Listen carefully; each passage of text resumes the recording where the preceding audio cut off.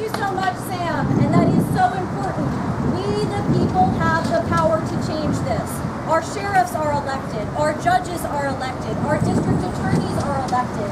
This is a message that we can communicate at the ballot box. Next, we have the family attorney for the Hooks family. Mitchell Shook is here to give us an outline of what is currently known about the night of September 24th, on which David Hooks tragically lost his life. We are still asking for further investigation, but Mr. Shook will be able to share with us the progress that has been made so far. Thanks, Catherine. Folks, on behalf of Teresa, Carla, and Miranda, I want to tell you how thankful they are that you're here today. In their time of tragedy, it was very comforting for the family to know that people like you are willing to come here, stand up for David, and say enough is enough. This family is about to start their journey toward justice. And we want the people responsible for this act to know one thing. This family is not alone in their journey. Right.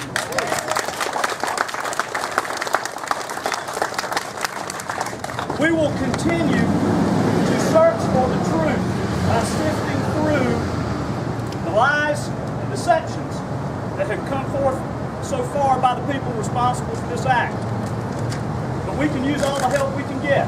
So if anybody here knows of anything, hears of anything, whatsoever that you remotely think might be relevant to this situation, please contact my office. I'm not hard to find. We would love to have any information we can gather.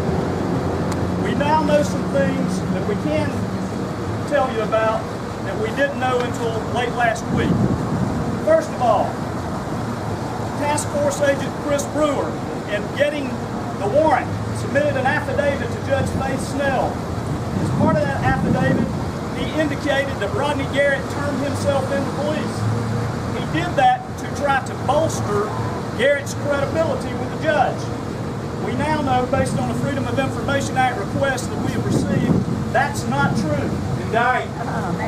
That is simply not true. Rodney Garrett's mother called the Sheriff's Department and asked them to come to her home to check on her husband. Once they got to the home, the mother said, "No, I really want you to arrest my son." He knew nothing about being arrested until they took him out of the house. So the affidavit to the magistrate judge saying he turned himself in was not true. We know that our original investigators' determination that at least 16 shots were fired is accurate. The return from the second search warrant issued by the GBI at 1:52 on the morning after David was killed indicates that 17 shell casings were found at the premises. 16 of them inside the home, one on the carport outside the door they knocked down to enter. This is an indication to us that at least one shot was fired prior to them even entering the open door. We also have some more tragic news. We now know, based on the return of that same search warrant, that the shotgun David Hooks supposedly had was not loaded. Was not loaded.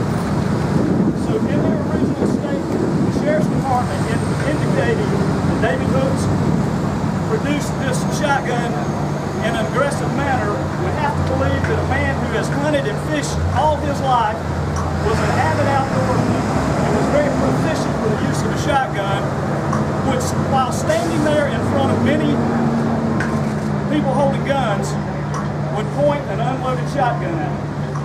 It just doesn't make any sense.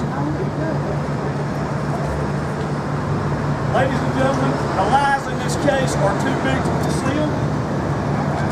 Sooner or later, they're going to come out. We are determined to expose them. I'll end this by saying something that is quoted in the Washington Post last week. David Hooks was the 34th person to die this year in the United States in this manner. Enough is enough. Thank you.